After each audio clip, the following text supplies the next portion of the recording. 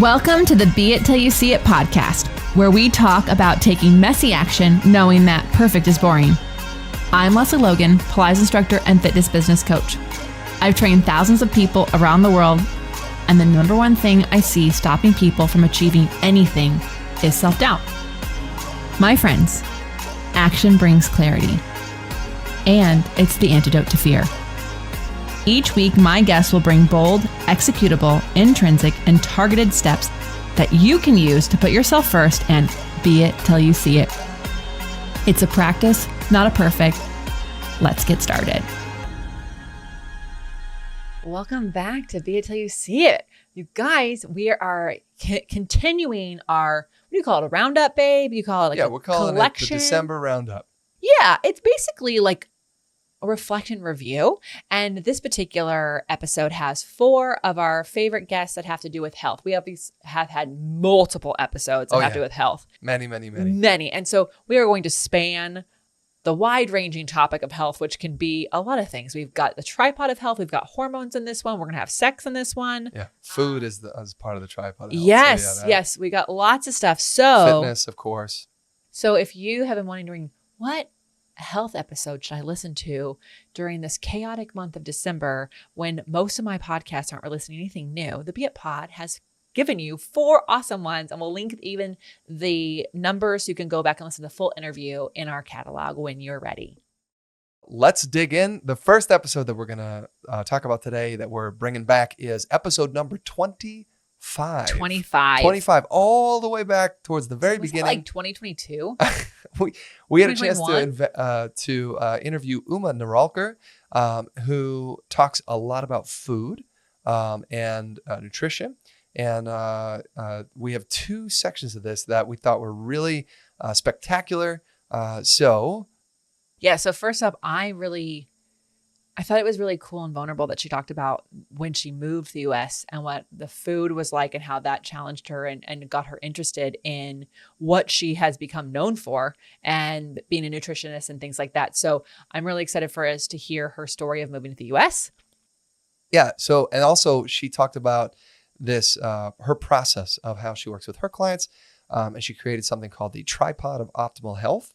And I'm not going to tell you what it is because you're going to hear it just after this. So tune in. The biggest difference for me was the food, right?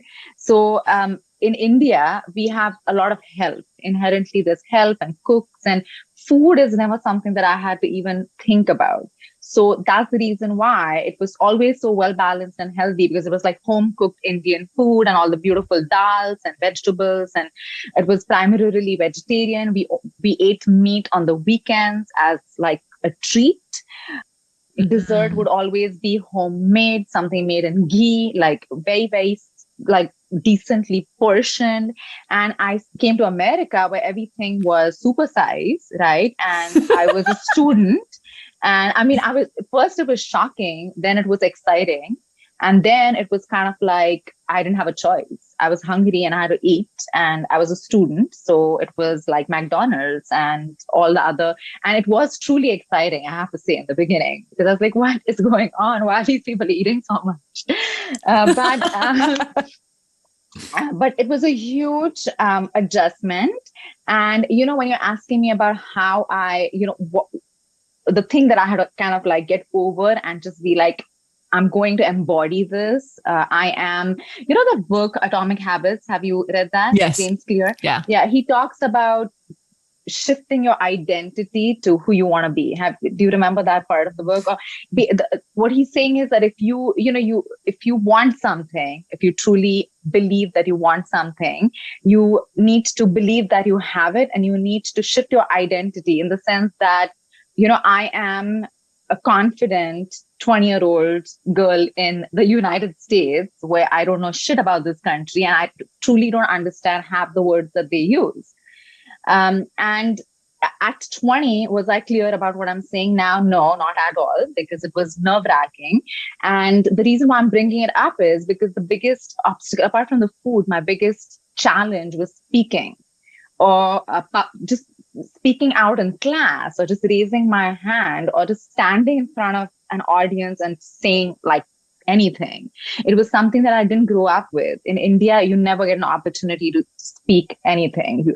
Everything is crowded and they don't have time for anybody speaking. So I think it was a true challenge. And it sounds so, it doesn't sound like a big deal because my children, both of them grew up here. They're Californians. And, I can see how speaking is so inherent, right? Like you're in a group setting, or if you're in a big crowd, just saying what you feel is pretty standard. First off, yes to therapy. I think all kinds of therapy is, I appreciate all of it. And I think it's very interesting. It's still, people have a lot of resistance to see a therapist or to, just open up and talk to someone else about what's going on. Yes to therapy, but more than that, nutrition, what you're eating is going to be foundational. Movement and how active you are, and what you're doing there, as well as your stress levels, your sleep, all that I think ties in. It is pretty holistic. I don't think it's one or the other. And I have a lot of really fit clients who are as fit as they can be, who are miserable, who are so unhappy, they're like constantly looking for ways to, get to the next level. And quite frankly, they don't even know what the next level is. So I think it's everyone's very different. And for one person, maybe it's like, your nutrition is seriously lacking and we need to make some switches so that you start like having a better relationship with food. But for someone else, it might just be something as simple as, like doing yoga or getting out in nature. Someone who's like stuck in front of their computer all day and doesn't even like realize it. Like, for example, like the best example I can give is like being in a casino. Right? Like inside a casino, like how clever is that? It's like the lights are always the same. It's always bright. It's always entertaining. There's enough blue light to kick the melatonin out. So you're always in that cortisol rush. They want that because they want you to play. But that's how we are pretty much living our life. Like we're in a casino, right? Because we are indoors, we are in front of the computer, then we are watching something, and then we expect to have a good night's sleep.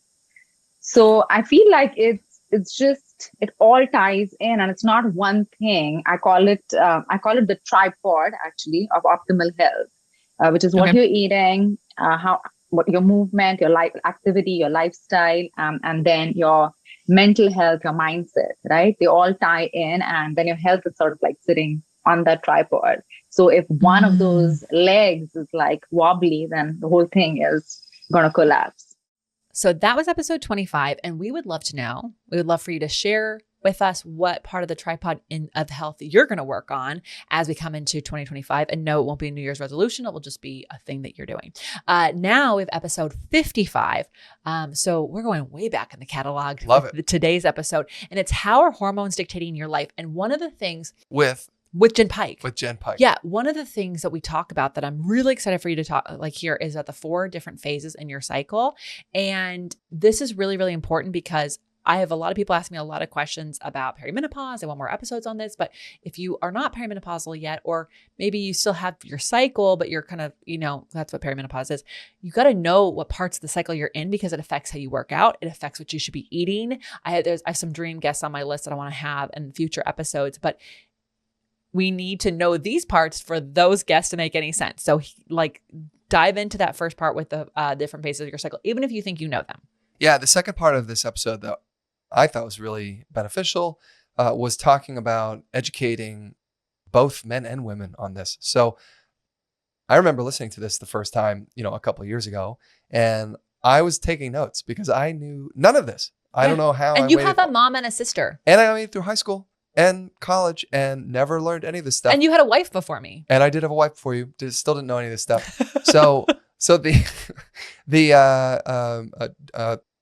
Jenn talks about stigmatism, shame, and embarrassment, and the value of educating her son. I think she has sons. I can't remember. Son. She has one son. She's talking about how he knows just as much about the female body as her daughter, and the value, like they as a couple decided to educate their son on purpose, to avoid stigmatism and shame and embarrassment. So I thought that was really great. I love it. I love her for that already. Yeah, it's a win. Here you go. So we go through 4 different phases in our cycle. So our cycle and our period are not the same thing. Your cycle is from day 1 of your bleed all the way through until you have your next bleed. That's a full cycle. Most women, it's going to range anywhere from 23 to 35 days. And in that cycle, you have 4 different phases. So you have the phase that you bleed in, which is your actual period. When you come out of your period, you actually have what's referred to as the first phase, which is the follicular phase. And this is where your body, your hormones and estrogen and testosterone are starting to climb. Your uterine lining is starting to thicken again. This is typically where we actually feel more connected to our body. We do well with the estrogen surge. We feel clear, more focused, energized, happier. We're like gung ho. We want to create new projects. We're super, on point. Leading into ovulation. Ovulation comes, it tends to be much more of a I want to put myself out there. Confidence can peak a little higher, sex drive typically. And the way I'm painting this picture, this isn't going to be for every woman. I'm just going to kind of give one example and then I'll apex it on the other side. Once ovulation happens, you've now had this dip in estrogen and testosterone and your luteinizing hormones increase. As long as you've ovulated, your progesterone also increases. And that actually is a much more calming hormone. It helps us to integrate. It brings us into a place that is much more reflective in that luteal phase, which are the couple weeks coming into your period. It's a time to really look at what is working and what is not. It's time to finish projects. It's a time when you can feel really connected to your body.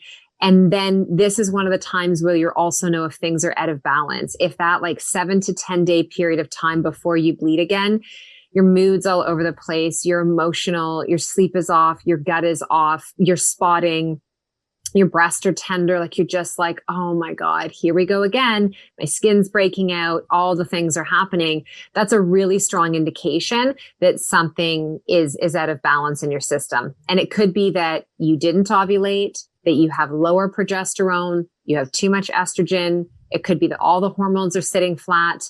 It could be that testosterone and DHA is too high. So this is why testing at the appropriate time of the month is such a valuable tool for women, because when you see it and someone's explaining it to you, you're like, oh my gosh, I feel like you just described me to a T. Yeah. Yeah. So we go through 4 different phases in our cycle. So our cycle and our period are not the same thing. Your cycle is from day 1 of your bleed all the way through until you have your next bleed. That's a full cycle. Most women, it's going to range anywhere from 23 to 35 days. And in that cycle, you have 4 different phases. So you have the phase that you bleed in, which is your actual period. When you come out of your period, you actually have what's referred to as the first phase, which is the follicular phase. And this is where your body, your hormones and estrogen and testosterone are starting to climb. Your uterine lining is starting to thicken again. This is typically where we actually feel more connected to our body. We do well with the estrogen surge. We feel clear, more focused, energized, happier. We're like gung ho. We want to create new projects. We're super, on point. Leading into ovulation. Ovulation comes, it tends to be much more of a I want to put myself out there. Confidence can peak a little higher, sex drive typically. And the way I'm painting this picture, this isn't going to be for every woman. I'm just going to kind of give one example and then I'll apex it on the other side. Once ovulation happens, you've now had this dip in estrogen and testosterone and your luteinizing hormones increase. As long as you've ovulated, your progesterone also increases. And that actually is a much more calming hormone. It helps us to integrate. It brings us into a place that is much more reflective in that luteal phase, which are the couple weeks coming into your period. It's a time to really look at what is working and what is not. It's time to finish projects. It's a time when you can feel really connected to your body.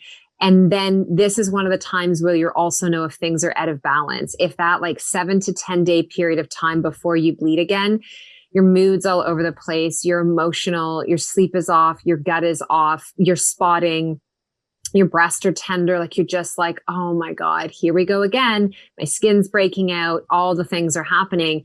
That's a really strong indication that something is out of balance in your system. And it could be that you didn't ovulate, that you have lower progesterone, you have too much estrogen. It could be that all the hormones are sitting flat.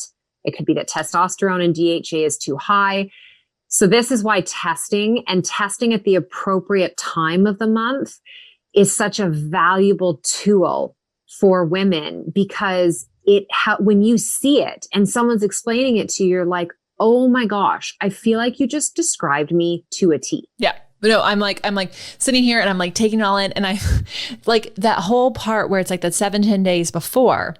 Mm-hmm. You just said like, this is what you're going to feel like, but this is also, you could feel like where things are out of whack. And I think we're taught, or at least I felt like that's just the normal thing. Like things are out of whack. And what it sounds like is it, and I did experience this. I did seed cycling for a long time because I felt like my swings were too big. And I was like, y'all, my boobs are a little bigger because of COVID and age, but they were very small back then. And I was like, they are too small to be this tender. Like, this is not fun for me.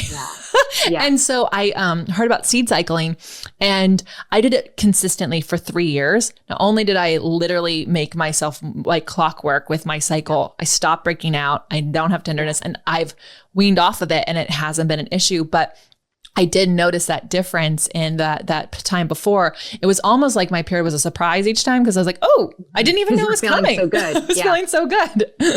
Yeah. That's so fascinating. Okay. So thank you for walking us through that. I think that it's helpful to know, like, just when you have the information, like you said, you just can expect things a little different, and you can know more about how you should be feeling, as opposed to like, why do I feel like this versus yesterday I felt better. And I just want to say something quick on that before you go, when you're talking about, doing the recap with your husband. So I have 2 kids, a girl and a boy. My son knows just as much about the female body and cycles as my daughter. And that's on purpose, because part of the stigmatism and the shame and embarrassment ends when we stop excluding men and boys from the conversation as well.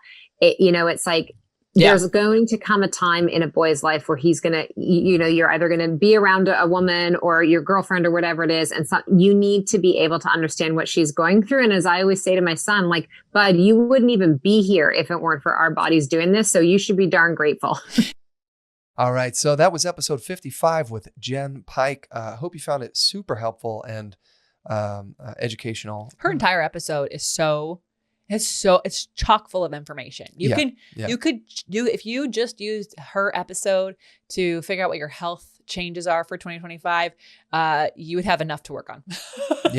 She's got a lot going on, and it's amazing. All right, next up, we got episode 85. Let's talk about sex, baby, with Celeste Holbrook. I'm obsessed with her. Yeah. Just so you know, I'm actually having a call with her tomorrow morning. Oh, that's the day so that because I just love her.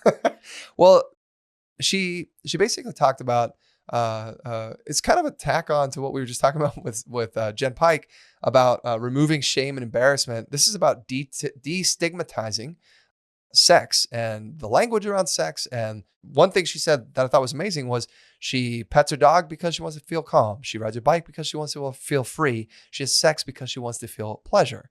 Right. And it's like, we make it this taboo, weird, awkward thing. And she's like, but it shouldn't be that, and she goes really in depth about how, how you might find pleasure in sex. And just so you know, I loved her so much. We had her on the podcast twice. Yeah. And we actually talked about bodies and all that stuff. So she's just fabulous. And especially for any of you who are raised in the purity culture, this episode is extremely freeing and informative. Yeah. Yeah. So enjoy.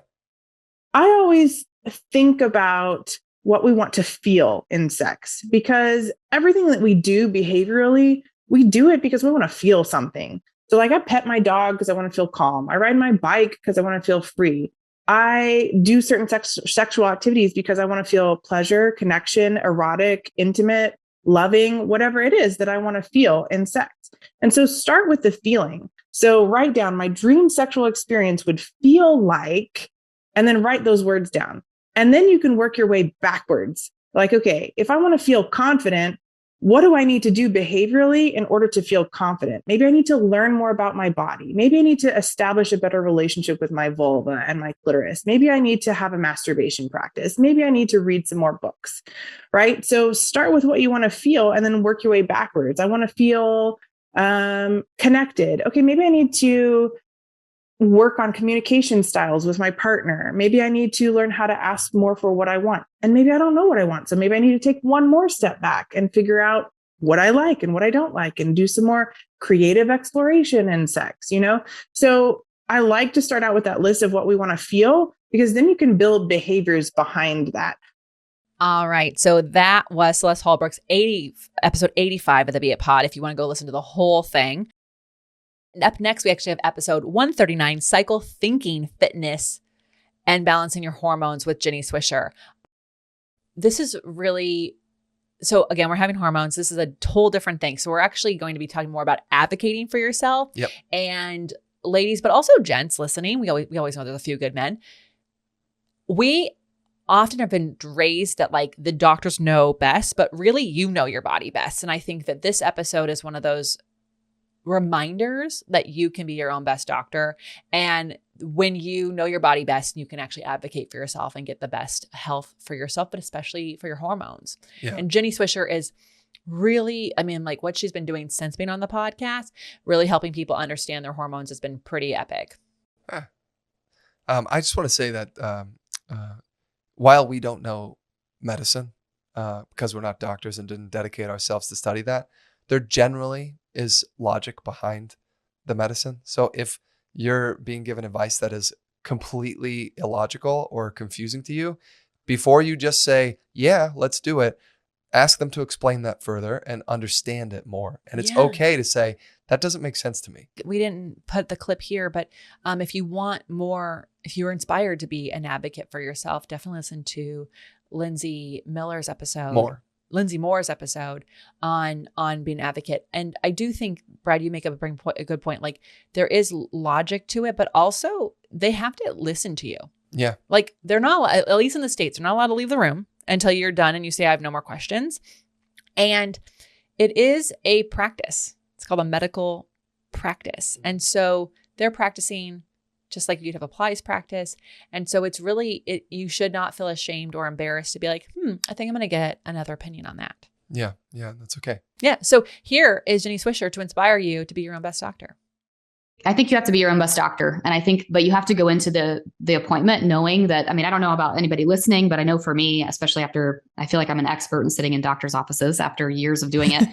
I felt like I got to the point where they were just going to diagnose or give me whatever I was leading them to. You know what I mean? Like you're leading the doctor to the eventual answer. And so the more hormone literate you can become about your own body and your own cycle, for example, in the case of hormone health, the easier it's going to be for the doctor to make those connections or to really, truly help you. I find that most people don't have the awareness that they need, the self-awareness and the body awareness of their own body to be able to go and get a proper answer from a doctor. And so it starts with that. But then when you are in that situation, being able to when you go into it knowing, like, this is how my body is supposed to operate, this is how it's supposed to feel, these are the things that I've learned about hormone health, and I'm low in energy, or I'm this, or I'm that then you can go into the appointment and say, hey, I think this is how I'm supposed to be feeling, but instead I feel this way. What are some things that we can look into?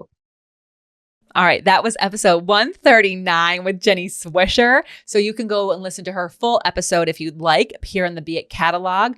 Again, this is a roundup of just a few of our favorite health episodes.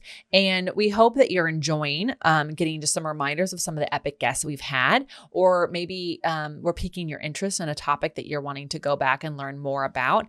All of our guests are pretty amazing. And I can't believe that was like almost 300 episodes ago. Some of these are like 400 episodes ago. But also, like, I still take these tips. I still remember these people's tips in my daily life. I reflect back upon them. And so they really meant a lot to me. I'm Lesley Logan. And I'm Brad Kroll. Thank you so much for being a listener of the Be It Till You See It podcast. We hope that you would love this. Send one of these episodes to a friend who needs it, especially right now. You know, sometimes we think we have to do holiday gifts, and really you could actually be like, here's someone to listen to on your long drive to go see your family in a chaotic time. You know, like these can be the thing that keeps people warm at night. Really, you can listen, they can curl up and listen to a good podcast. And so until next time. Bye for now. No. Until next time. Be it till you see it. Oh. And then. So until next time. Be it till you see it. Bye for now. That's all I got for this episode of the Be It Till You See It podcast. One thing that would help both myself and future listeners is for you to rate the show and leave a review. And follow or subscribe for free wherever you listen to your podcast. Also, make sure to introduce yourself over at the Be It Pod on Instagram. I would love to know more about you. Share this episode with whoever you think needs to hear it. Help us and others be it till you see it. Have an awesome day. Be It Till You See It is a production of the Bloom Podcast Network. If you want to leave us a message or a question that we might read on another episode, you can text us at +1 310 905 5534 or send a DM on Instagram at beitpod. It's written, filmed, and recorded by your host, Lesley Logan, and me, Brad Crowell. It is transcribed, produced, and edited by the Epic team at Disenyo.co. Our theme music is by Ali at Apex Production Music, and our branding by designer and artist Gianfranco Cioffi. Special thanks to Melissa Solomon for creating our visuals. Also to Angelina Herrico for adding all of our content to our website. And finally, to Meredith Root for keeping us all on point and on time.